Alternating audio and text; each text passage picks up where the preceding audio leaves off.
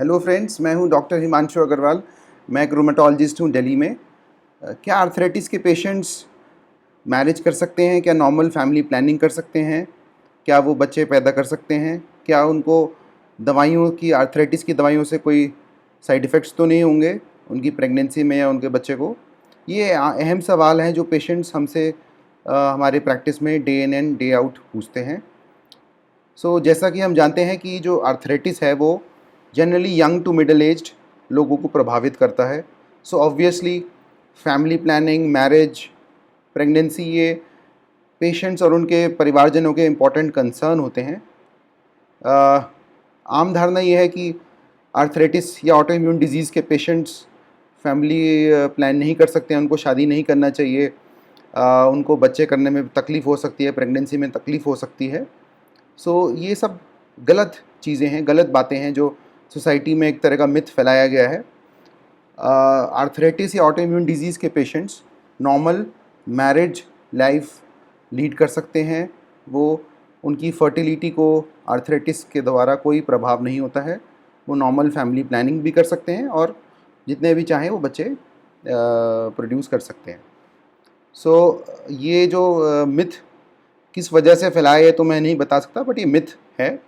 हमारे बहुत सारे पेशेंट्स हमें रूटीन में दिखाते हैं जो नॉर्मल फैमिली प्लानिंग करते हैं, नॉर्मल कंसीव करते हैं और नॉर्मली डिलीवरी भी करते हैं। तो कोई घबराने की बात नहीं है कि आपको आर्थराइटिस हो गया या ऑटो इम्यून डिजीज़ हो गया तो आपको फैमिली प्लानिंग में, मैरिज लाइफ में, कई पेरेंट्स हमसे पूछते हैं क्या उनकी बच्चों की शादी हम कर दें, कोई आगे दिक्कत तो नहीं आएगी? तो आप निश्चित तौर पे बेझिझक नॉर्मल जैसे लोग होते हैं वैसे ही आप अपनी जीवन व्यतीत कर सकते हैं।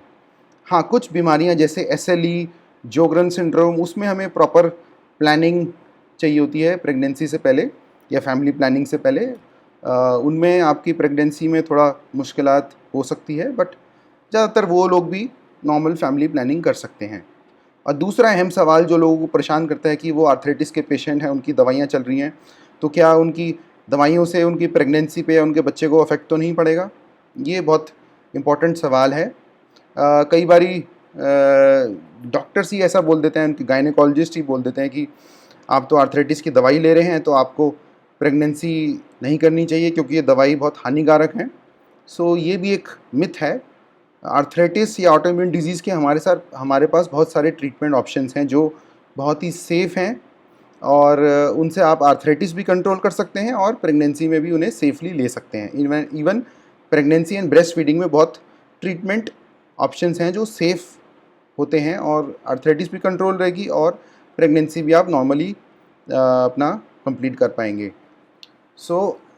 हाँ, कुछ दवाइयाँ ऐसी हैं जो प्रेगनेंसी में सेफ़ नहीं हैं, तो हम पेशेंट्स को क्लियर इंस्ट्रक्शंस देते हैं, हिदायत देते हैं कि आप 2 से 3 महीना पहले हमें बताएंगे। आप जब भी फैमिली प्लान करेंगे तो हम वो आपका उस हिसाब से ट्रीटमेंट मॉडिफाई कर देंगे।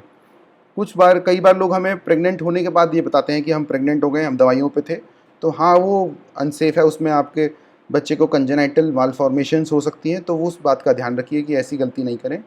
आपको जनरली जो कुछ दवाई होती हैं आर्थराइटिस की, वो 2 से 3 महीना पहले रोकनी पड़ती हैं और हमें आपका ट्रीटमेंट मॉडिफाई करना पड़ता है।